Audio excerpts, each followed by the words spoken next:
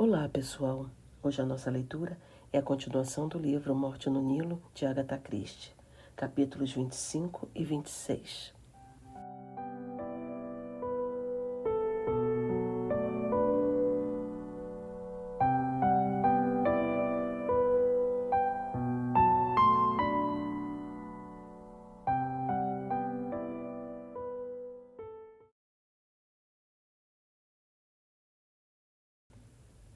Capítulo 25.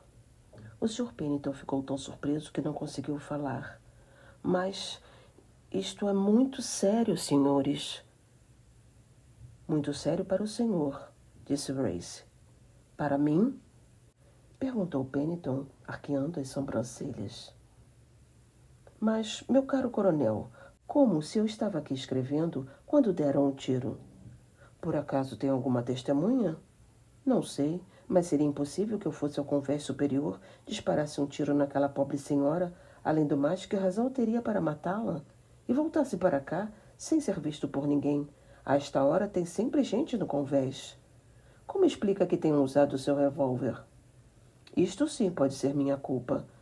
Assim que começamos esta viagem, numa conversa no salão sobre armas de fogo, eu disse que sempre viajava armado.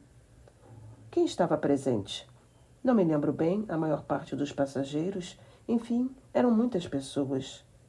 Pennington fez uma pausa. Disto sim eu posso ser culpado. Primeiro Lynette, depois a criada, e agora a Sra. Otterbourne. Não faz sentido.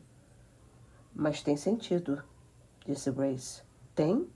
A Sra. Otterbourne estava para nos contar que tinha visto uma pessoa entrando na cabine de Louise Bourget. Antes que pudesse falar, foi assassinada. Andrew Pennington passou um fino lenço de seda sobre a testa. É horrível, comentou o advogado. Gostaria de discutir alguns aspectos desta história com o senhor, disse Poirot. Quer vir ao meu camarote aqui a 1 hora, por favor? Com todo prazer, disse Pennington prontamente, com um ar tristonho. Grace e Poirot se entreolharam e saíram. É esperto como o diabo, disse Grace, mas creio que está com medo. É mesmo, mas também não está se sentindo muito à vontade, disse Poirot. Quando chegaram ao convés, foram chamados pela Sra. Allerton. Madame, disse Poirot. Pobre moça, diga-me, Sr. Poirot, existe um camarote duplo em que eu possa ficar com Rosalie? Ela não deve ficar sozinha e ficará muito mal acomodada na minha cabine. Pode-se dar um jeito. É muita bondade sua. Não é nada. Além do mais, gosto muito dela. Sempre a achei muito simpática. Ela está muito nervosa? Está. Parece que amava profundamente aquela megera, o que torna o caso mais patético. Tim acha que a Sra. Otterbourne bebia. É verdade? Poirot concordou. Pobre mulher. Não podemos mais julgá-la, mas acho que esta menina deve ter tido uma vida horrível. Teve mesmo, mas é uma moça muito altiva e leal. É um grande sentimento, a lealdade. Está um pouco fora de moda atualmente, é verdade. Rosalie é uma moça muito estranha, orgulhosa, reservada, teimosa e paradoxalmente muito afetiva. Acho que a entreguei em boas mãos, disse Poirot. Oh, não se preocupe. Tomarei conta dela. Já está tão agarrada comigo que chega a cortar o coração. A Sra. Allerton voltou para o camarote. Poirot voltou para o local do crime. Cornélia estava parada no convés, com os olhos arregalados. Não entendo, Monsieur Poirot, como o assassino conseguiu escapar sem ser visto. Como? Ecoou Jacqueline. Não foi como um passe de mágica, como pensam, respondeu Poirot. O assassino tinha 3 saídas. Jacqueline espantou-se. 3? Ele poderia ir para a direita ou para a esquerda. Não vejo outro caminho, disse Cornélia. Jacqueline franziu o senho. Ah, disse ela por fim, neste andar, ele só poderia ter tomado estas 2 direções, mas se ele fosse para baixo, teria mais uma saída. A senhorita é esperta, disse sorrindo Poirot. Não entendi, confessou Cornélia. O Sr. Poirot disse que ele poderia descer pela amurada e fugir pelo convés inferior. Ora, disse Cornélia, não pensei nisso, mas ele teria que ser muito ágil e rápido. Não é tão difícil, interveio Tim Allerton. Lembre-se de que existe sempre um momento de choque quando acontece um acidente. Ouve-se um tiro e por certo tempo fica-se paralisado. Foi o que aconteceu com o senhor? Perguntou Poirot inesperadamente. Foi. Fiquei parado uns 5 segundos. Depois corri em volta do convés. Reese saiu do camarote de Bessner. Por favor, queiram sair do convés. Precisamos remover o corpo. Todos saíram. Poirot seguiu-os. Nunca esquecerei esta viagem, disse Cornélia, voltando-se para Poirot. 3 assassinatos. Parece um pesadelo. Você está aborrecida por ser uma civilizada superdecadente, interveio Ferguson, que ouviu o comentário de Cornélia. Precisa encarar a morte como os orientais. Um incidente banal, nada mais. Também os pobres não têm educação. Para a grande vantagem deles, revidou Ferguson. Foi a educação que desvitalizou a raça branca. Veja a orgia de cultura nos Estados Unidos. É revoltante. O senhor, como sempre, está dizendo bobagens, disse Cornélia enrubescendo. Eu todos os invernos assisto a conferências sobre arte grega, ou renascença, ou filosofia, ou a história de mulheres famosas. Ferguson deu um gemido de agonia. Arte grega, renascença, mulheres famosas, que horror! É o futuro que interessa, criatura, não o passado. 3 mulheres morreram a bordo, e daí? Não se perdeu coisa alguma. Linnet Doyle e sua fortuna, uma empregada francesa, ou melhor, uma parasita doméstica, e a senhora Otterborn, uma tola inútil. Acha que alguém está se importando com elas? Que estejam vivas ou mortas? Eu, pelo menos, não estou. Até achei bom. Pois se engana, disse Cornélia furiosa. E o que me revolta é a sua falação interminável, como se não existisse outra pessoa no mundo a não ser o senhor. Eu não gostava especialmente da senhora Otterborn, mas a filha gostava dela e está penalizada com a morte da mãe. Não conhecia a empregada francesa, mas deve ter deixado alguém que gostava dela. E quanto a Linnet, além de tudo, era uma moça maravilhosa, tão linda que nos encantava com sua beleza. Eu posso não ser bonita, mas sei apreciar a beleza. Ela era linda como uma obra de arte. E quando uma obra de arte perece, todo mundo fica menor. Ouviu? Desisto, disse Ferguson, dando um passo para trás e agarrando os cabelos. Você é inacreditável. Não tem um grama de ciúme ou rivalidade feminina no sangue. Voltou-se para Poirot. Sabe que o pai de Cornélia foi arruinado pelo pai de Linnet Ridgway? Era de se esperar que esta menina, cada vez que encontrasse com Linnet, desfilando seus modelos franceses, rangesse os dentes, não era? No entanto, ela só diz, ela não é linda? Como um cordeirinho de procissão, nem ao menos sabe o que é sentir inveja. Cornélia enrubesceu. Não foi bem assim. Papai morreu de desgosto porque fracassou nos negócios. O que eu quis dizer é que você não sentia raiva dela. Cornélia voltou-se para Ferguson. O senhor não vive falando que o futuro é que importa? Pois bem, esta história do papai é passado. Acabou. Marcou um tento, disse Ferguson. Cornélia Robinson, você é a única mulher maravilhosa que eu encontrei até hoje. Quer casar comigo? Não seja absurdo. Mas eu estou falando sério, mesmo que seja na presença dos braços da lei. O senhor é testemunha, Monsieur Poirot, de que pedi a mão em casamento desta mulher, contrariando todos os meus princípios, porque não acredito num contrato legal entre os sexos, mas como sei que ela não me aceitaria de outra forma, estou propondo o casamento. Vamos, Cornélia, diga que sim. Acho que o senhor está sendo ridículo, disse Cornélia, rubra de raiva. Por que não me quer? O senhor está brincando comigo. Como estou brincando? Nunca falei mais sério na vida. Mas ri das coisas sérias, da educação, da cultura, até da morte. Eu não poderia confiar no senhor. Ela enrubesceu ainda mais e saiu correndo pelo convés. Ela estava falando sério? Quero um homem em que possa confiar. Já se viu. Ferguson calou-se e olhou para Poirot. O que há, monsieur? O senhor está tão pensativo. Poirot pareceu acordar de um sonho. Estou pensando. Sobre a morte? O decimal eterno? Autoria de Hercule Poirot, famosa monografia. Monsieur Ferguson, disse Poirot, o senhor é um rapaz muito impertinente. Desculpe ter atacado outra instituição. Eu? Uma instituição? Não sabia? O que acha dessa moça? Da senhorita Robinson? Sim. Acho que ela tem muito caráter. Concordo, tem força, parece submissa, mas não é. Tem força de vontade. Céus, como eu gostaria de casar com ela. Preciso falar com a velha, vou colocá-la contra mim. Talvez assim eu tenha uma chance. Ferguson deu meia volta e rumou para o salão.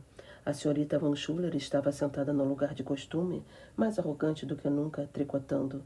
Ferguson aproximou-se. Poirot entrou também, curioso para assistir à cena. Para não ser muito óbvio, pegou uma revista e fingiu estar lendo. Boa tarde, senhorita Van Schuller. Ela levantou os olhos por um instante, voltou ao seu tricô e murmurou friamente. Boa tarde. Ouça aqui, senhorita Van Schuller. Preciso tratar de um assunto muito importante. É o seguinte, quero casar com sua prima. O rolo de lã caiu do chão e disparou pelo salão. O senhor deve ter enlouquecido, disse ela num tom venenoso. Não. Quero casar com ela. Já pedi em casamento. A senhorita Van Schuller examinou-o friamente, como se estivesse vendo um escaravelho morto. É mesmo? E foi ela quem lhe pediu que viesse falar comigo? Ela recusou-me. Naturalmente. Não sei por que naturalmente. Vou insistir até que ela me aceite. Pode acreditar, cavalheiro, que tomarei as precauções necessárias para evitar que minha prima seja submetida a tal perseguição, disse a senhorita Van Schuller fria e severamente. O que tem contra mim? A senhorita Van Schuller levantou uma sobrancelha e puxou a lã como se estivesse encerrando a entrevista.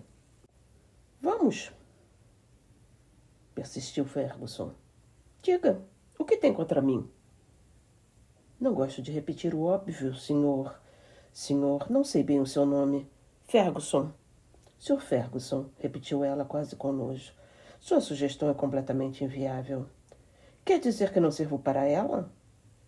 Uma assertiva que deveria ser óbvia até para o senhor. Por que não sirvo para ela?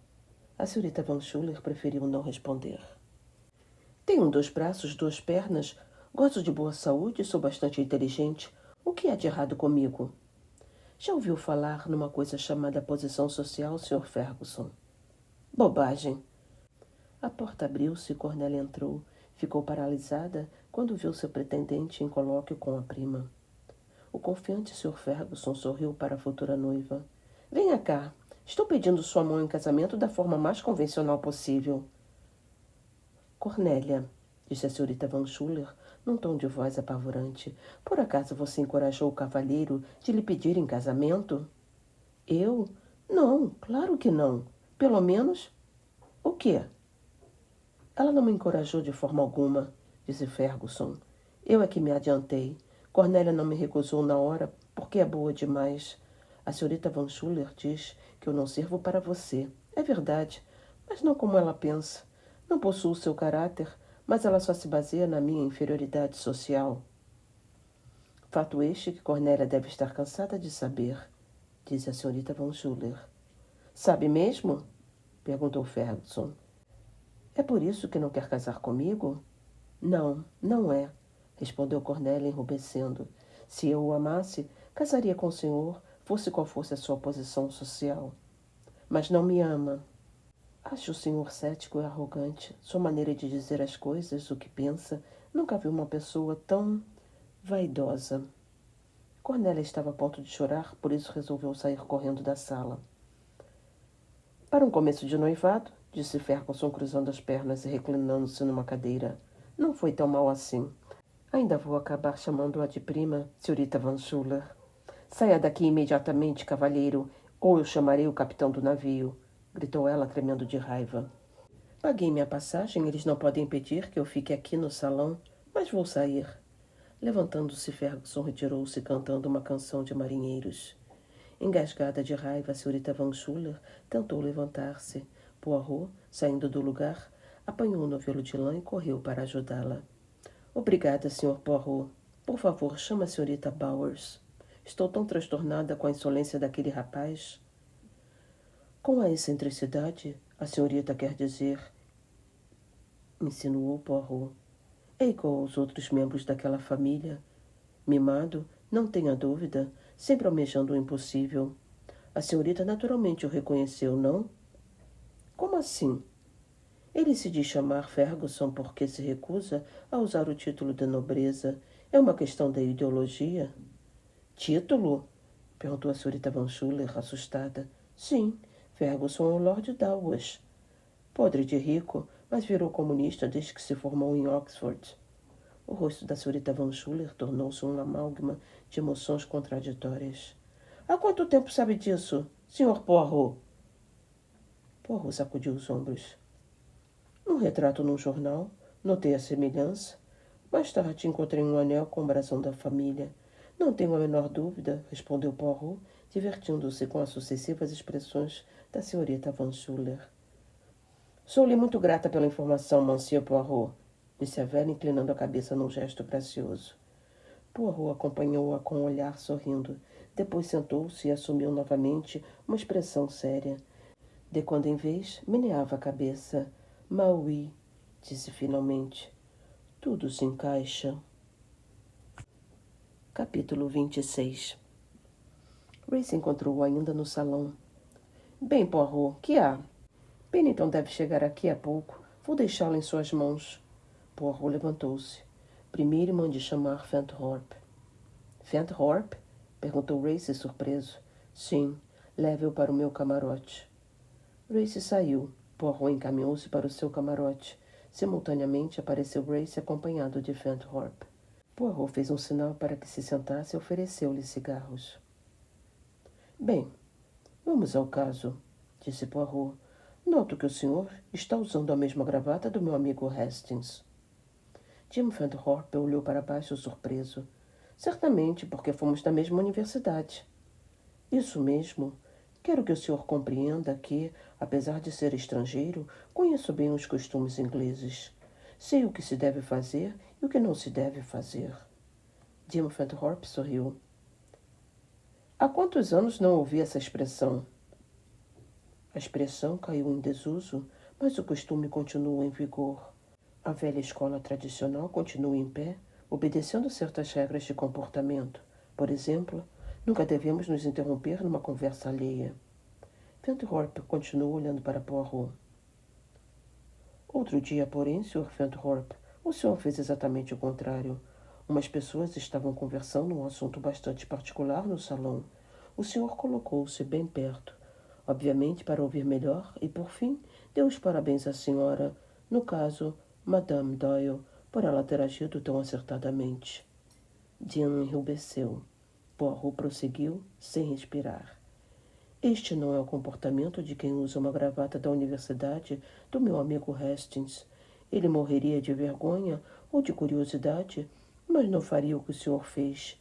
Portanto, ajuntando este particular ao lado de que o senhor é extremamente jovem para poder fazer uma viagem de recreio tão cara que seu emprego num escritório de advocacia não poderia lhe pagar um salário tão alto e que o senhor não parece estar sofrendo de uma moléstia que requeira uma prolongada estada em países de clima quente. Eu lhe pergunto, como o senhor justifica sua presença a bordo? Jim Fenthorpe jogou a cabeça para trás. Recuso-me a responder, Monsieur Poirot. O senhor deve ter enlouquecido. De maneira alguma. Nunca estive tão lúcido. Onde fica sua firma? Em Northampton, isto é, perto de Bolt Hall. Que conversa tentou ouvir? A conversa sobre os documentos legais da Sra. Doyle. Qual o fito do seu comentário, dito com tanto acanhamento e tanta malaise? Não era simplesmente para impedir que a Sra. Doyle assinasse qualquer documento sem antes estudá-lo cuidadosamente? Poirot calou-se. Neste barco tivemos um crime seguido de 2 outros sucessivos, prosseguiu Poirot, depois de uma ligeira pausa. Se eu lhe disser que a arma que matou a senhorita Otterbourne pertencia a Andrew Pennington, então talvez o senhor perceba que é seu dever falar abertamente conosco. Jim Fenthorpe ficou calado uns instantes. O senhor tem um jeito estranho de abordar certos assuntos, Monsieur Poirot, disse Fenthorpe finalmente. Mas compreendo onde quer chegar. O único problema é que eu não tenho uma informação exata para lhe dar. O senhor quer dizer que só possui uma suspeita? Sim. E acha que estaria cometendo perjúrio se nos contasse? Legalmente, talvez, mas não estamos diante de um tribunal. Estamos somente querendo descobrir um assassino. Jim Fenthorpe ficou pensativo mais uma vez. Muito bem. O que querem saber? Meu tio, Sr. Carmichael, É o procurador inglês da Sra. Doyle. Tratava de vários assuntos comerciais dela, por isso correspondia-se frequentemente com Andrew Pennington, que é o procurador americano da mesma. Alguns pequenos detalhes, bastante extensos para eu enumerar, despertaram as suspeitas do meu tio sobre a segurança das transações do Sr. Pennington. O que o senhor está tentando dizer, interrompeu Grace, é que Pennington é um ladrão? Sua colocação é um tanto violenta, mas em termos gerais é isso mesmo. Certas desculpas de Pennington sobre os investimentos do fundo levantaram as suspeitas do meu tio sobre a segurança das transações do Sr. Pennington. O que o senhor está tentando dizer, interrompeu Grace, é que Pennington é um ladrão? Sua colocação é um tanto violenta, mas em termos gerais é isso mesmo. Certas desculpas de Pennington sobre os investimentos do fundo levantaram as suspeitas do meu tio. Enquanto isso, a senhorita Ridgway casou-se de repente e embarcou para o Egito. Meu tio suspirou aliviado porque pensou que quando ela voltasse, estando casada com um inglês, modificaria certas cláusulas sobre seus bens. Mas qual não foi a surpresa dele ao receber uma carta da Sra. Doyle dizendo que havia se encontrado por acaso com Andrew Pennington no Cairo? As suspeitas do meu tio redobraram. Ele achou que Pennington talvez estivesse numa situação desesperada e tentasse obter as devidas assinaturas para cobrir algum desfalque. A posição do meu tio era muito delicada, uma vez que não possuía provas para agir na certeza. A única solução foi me enviar para cá com a instrução de descobrir o que havia. Meu encargo resumia-se em manter os olhos e os ouvidos bem abertos e intervir energicamente caso fosse necessário. Uma missão bem desagradável, posso garantir, prosseguiu Fenthorpe, depois de uma ligeira pausa. Na ocasião a que o senhor se referiu, eu tive que agir como um idiota. Foi embaraçoso, mas fiquei satisfeito com o resultado. Isto é, alertou a Sra. Doyle? Perguntou Grace. Não foi bem assim. O que fiz colocou Pennington numa posição estranha. Fiquei convencido de que ele guardaria seus golpes para uma outra oportunidade, mas enquanto isso, eu teria o ensejo de conhecer melhor o casal e, eventualmente, preveni-los do perigo que corriam confiando em Pennington. Como tática, pensei em trabalhar Doyle contra Pennington, uma vez que a Sra. Doyle parecia gostar tanto do advogado, o que tornaria difícil qualquer interferência. Concluí que seria mais fácil abordar o marido. Quer me dar sua opinião sincera sobre um assunto? Perguntou Poirot. Se quisesse fazer uma falcatrua, quem preferiria como vítima, o senhor ou a Sra. Doyle? Fenthorpe sorriu. O Sr. Doyle, é claro.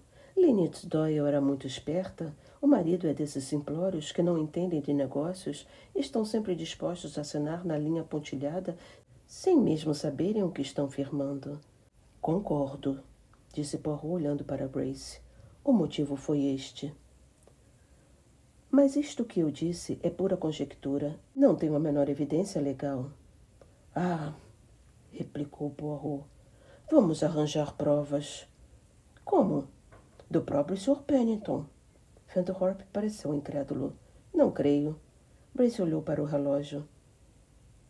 Ele deve estar chegando, comentou o coronel. Jean Fenthorpe percebeu a indireta e retirou-se imediatamente. 2 minutos depois, e Pennington apareceu, sorrindo. Só o queixo e o brilho dos olhos traía o cansaço do eterno batalhador. Bem, senhores, cá estou. O advogado sentou-se no lugar indicado e aguardou. Pedimos que viesse aqui, Sr. Pennington, disse Poirot, porque nos parece evidente que o senhor tem um interesse todo especial neste caso. As sobrancelhas de Poirot arquearam-se ligeiramente. Como assim? Certamente conheceu Lynette Ridgway desde pequena, não? Ah, claro, exclamou Pennington, relaxando um pouco. No começo não entendia onde o senhor queria chegar. Foi como já lhe disse, hoje de manhã. Conheci Lynette quando era pequena. Era muito amigo do pai dela? Sim, Melrose Ridgway e eu éramos amigos íntimos. Tão íntimos que quando ele morreu, o senhor foi nomeado procurador e assessor econômico da herdeira? Sim, em parte pelo menos, respondeu Pennington, novamente alerta e cuidadoso. Claro que eu não era o único procurador. Ridgway nomeou também meus outros sócios, que já morreram. 2. O outro Sterndale Rockford ainda está vivo? Seu sócio? Sim. Mademoiselle Ridgway, quando casou, era menor? Ela estava para completar 21 anos em julho. Quando entraria então na posse absoluta da fortuna? Sim. O casamento apressou este fato? Pennington apertou o maxilar e empurrou o queixo para a frente. Se me permitem, senhores, o que isto tem a ver com... Se o senhor preferir não responder à pergunta, não é questão de preferência, não tem a menor importância. Só não vejo que relacionamento possa ter com um crime. Certamente, Sr. Pennington, num crime existe. Poirot debruçou-se para a frente. A questão do motivo. O lado financeiro não pode ser esquecido. Pelo testamento de Lynette, disse Pennington zangado, ela passaria a controlar todo o seu dinheiro quando completasse 21 anos, ou antes disso, caso se casasse. Sem qualquer outra condição? Exatamente. Uma herança, segundo consta, de alguns milhões. Sim. O senhor e seu sócio tiveram, então, uma grande e pesada responsabilidade? Disse Poirot baixinho. Estamos acostumados. Não nos preocupou absolutamente. Será? O que quer dizer com isso? Perguntou Pennington, irritado com o comentário de Poirot. Porque eu estava me perguntando, Sr. Pennington, se o casamento inesperado de Lynette Ridgway não teria trazido complicações para os senhores. Complicações? Foi o que eu disse. E aonde pretende chegar com isso? Numa pergunta bastante simples. Os negócios de Lynette Doyle estão em ordem como deveriam estar? Pennington levantou-se indignado. Chega, vou-me embora, disse dirigindo-se para a porta. Primeiro responda a minha pergunta. Os negócios dela estão em perfeita ordem. Não é verdade que ficou tão alarmado com o casamento que veio correndo à Europa, fingindo encontrar-se com ela por acaso? Pennington voltou e controlou os nervos. O que o senhor está dizendo é bobagem. Não sabia que Lynette tinha casado até chegar ao Cairo. Fui tomado de surpresa. A carta dela deve ter chegado a Nova York um dia depois da minha partida. Foi despachada para a Europa e só vim recebê-la aqui no Egito depois de ter encontrado com ela. O senhor veio pelo Carmonique? Sim. E a carta chegou a Nova York depois que o navio zarpou? Terei que repetir tudo outra vez? Estranho, murmurou Poirot. O quê? Que na sua bagagem as etiquetas são do Normandie e não do Carmonique. Aliás, o Normandie zarpou 2 dias depois do Carmonique. Pennington pareceu perdido por um instante. O coronel Race aguardava os acontecimentos com curiosidade. Como é, Sr. Pennington? Disse Race.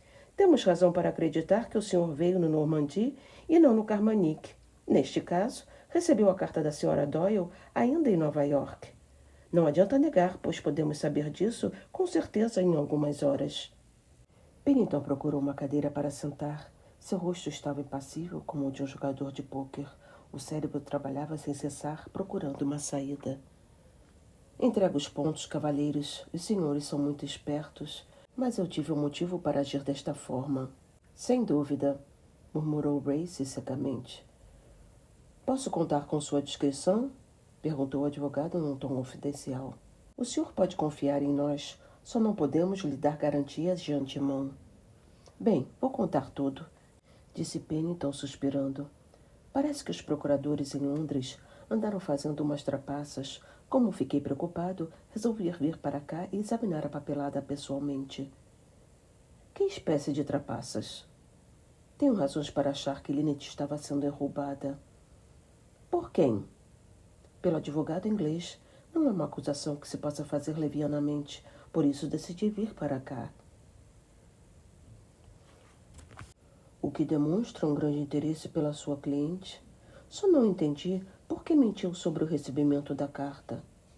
Eu lhe pergunto, disse Pennington, abrindo os braços, que outra forma eu teria de me intrometer numa lua de mel sem precisar fazer graves acusações. Além do mais, eu não conhecia o marido, quem sabe ele não estaria envolvido na história. De forma que o senhor agiu pensando somente nos interesses da Sra. Doyle? Perguntou Race secamente. Isso mesmo, concordou Pennington. Faz-se uma longa pausa. Race olhou para Poirot, que se inclinou para a frente. Monsieur Peniton, nós não acreditamos numa só palavra do que disse. O quê? Em que acreditam então? Aceitamos que o casamento inesperado de Lynette Ridgway colocou o senhor numa péssima situação, que o senhor correu para cá a fim de tentar corrigir suas falcatruas, e para isso tentou obter a assinatura da senhora Doyle em alguns documentos sem o conseguir, que durante a viagem, no alto de um rochedo, em Abu Simbel, o senhor abriu uma das comportas da represa e quase assassinou. O senhor está louco. Acreditamos que o mesmo ocorreu na viagem de volta. Uma oportunidade de afastar a senhora Doyle definitivamente quando sabia que o crime seria atribuído a outra pessoa. Não só acreditamos, mas sabemos que o seu revólver, que liquidou uma mulher, que ia nos revelar o nome da pessoa que havia assassinado, não só Lynette Doyle, mas também a criada. Pare, gritou Peniton apoplético. Aonde quer chegar? Está louco? Que motivo eu teria para matar Lynette? Não herdaria um tostão dela? Por que não prendem o marido dela? Ele sim é que lucrou com o crime. Doyle não saiu do salão na noite do crime, disse Race friamente, até ser ferido na perna. Depois não pôde mais andar, e para isto temos o testemunho do Dr. Bessner e da enfermeira, duas testemunhas isentas de qualquer suspeita. Simon Doyle não poderia ter assassinado a mulher nem a criada, e certamente não matou a Sra. Altborn, como o senhor bem sabe. Eu sei que não a matei, disse Peniton mais calmo. Não entendo por que escolheram a mim quando sabem que eu não lucraria coisa alguma com a morte dela. Ora, meu caro, disse Poirot mansamente, isto é uma questão de ponto de vista. A Sra. Doyle era uma mulher esperta, conhecedora dos seus negócios, rápida em perceber qualquer irregularidade financeira. Assim que ela assumisse o controle total dos negócios, o que deveria fazer assim que voltasse à Inglaterra? Desconfiaria de algo. Agora que está morta e a fortuna irá para o marido, o negócio mudou de figura. Simon Doyle não entende de finanças, só sabe que casou com uma mulher rica. É um homem simplório e confiante, fácil de enganar. Na minha opinião, para o senhor é muito mais cômodo lidar com ele do que com a falecida senhora Doyle. Peniton sacudiu os ombros. O senhor tem muita imaginação. É o que veremos. O quê? Eu disse. É o que veremos. Estamos diante de 3 crimes, 3 mortes. A lei vai exigir uma autoria completa na papelada da senhora Doyle. Poirot percebeu que tinha conseguido seu objetivo. As suspeitas de Jim Fenthorpe tinham realmente fundamento. O senhor jogou uma cartada e perdeu. Não adianta continuar blefando. O senhor não compreende, disse Peniton. Tudo está em ordem. Se não fosse a baixa repentina da bolsa, eu tentei um contra-ataque. Até junho tudo estará acertado. Com as mãos trêmulas, o advogado tentou acender um cigarro. O episódio da represa foi uma tentação, não foi? O senhor pensou que não seria visto? Foi um acidente. Juro que foi um acidente, retrucou Peniton apavorado. Eu tropecei e caí. Foi um acidente. Os 2 investigadores calaram-se. Peniton tentou reagir. Apesar do choque, seu espírito combativo ainda lhe dava forças. Dirigiu-se para a porta. Os senhores não podem me acusar. Foi um acidente. Além do mais, não fui eu quem a matou. Ouviram? Nunca poderão me acusar disto. Peniton retirou-se.